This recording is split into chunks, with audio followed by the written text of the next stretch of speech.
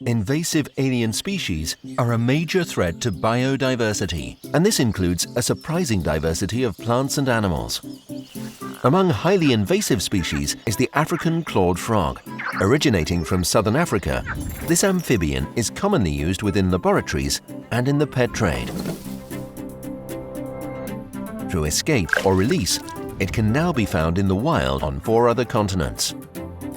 This species has a particularly high adaptability to live and spread under some European climates. The presence of this rapidly reproducing frog has had negative impacts by competing with and predating on native species. The project InvaSen has brought together a multidisciplinary team of scientists from 4 European countries and South Africa.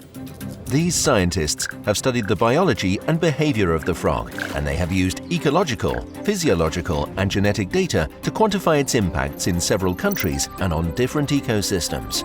Working with stakeholders and using satellite photos, they were able to define the current distribution area and predict the future distribution range of this alien species with improved accuracy.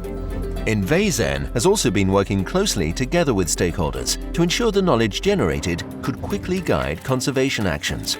For example, they have collaborated locally with environmental services in Portugal on eradication programs by improving catch methods in ponds using electrofishing, or by talking to landowners and convincing them to drain their ponds.